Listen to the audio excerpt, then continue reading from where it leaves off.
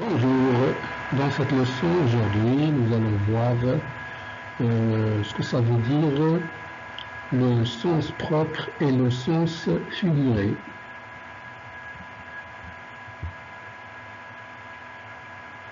Le sens propre et le sens figuré.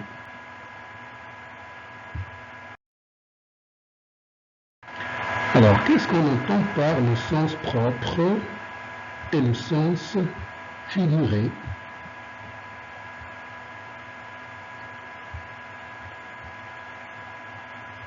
Bien, alors certains mots peuvent être employés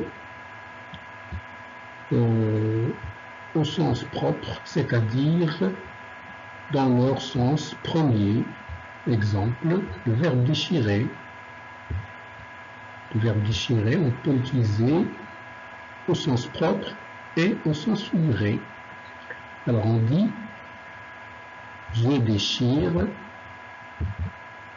une feuille, puis au sens figuré on peut dire de manière imagée, c'est-à-dire qui frappe l'imagination. Exemple, déchirer le cœur, faire de la peine à quelqu'un, c'est ce qu'on appelle le langage figuré.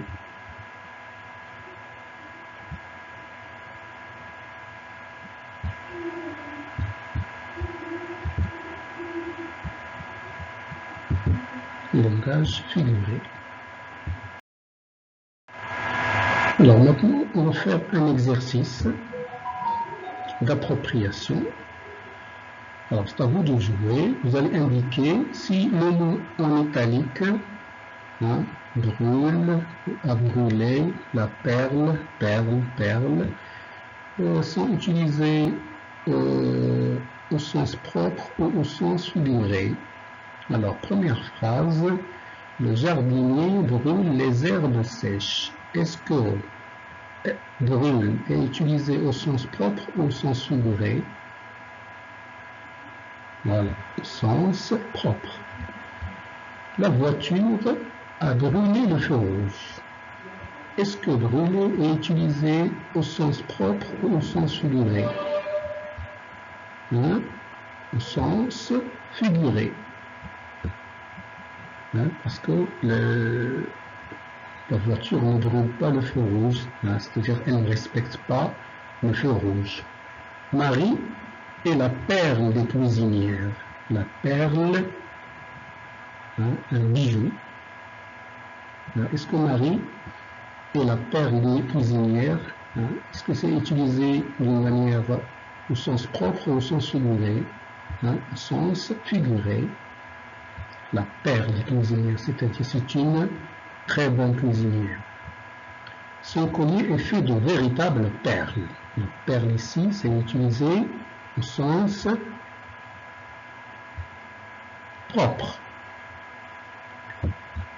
Le matin, on voyait les perles de rosée sur l'herbe des prés. Perle, ici, c'est utilisé au sens figuré, parce que les gouttelettes sont comparées à des perles de rosée sur l'herbe des prés. Voilà, c'est tout. N'oubliez pas de s'abonner à ma chaîne pour m'encourager à faire mieux et cliquez sur un like et merci.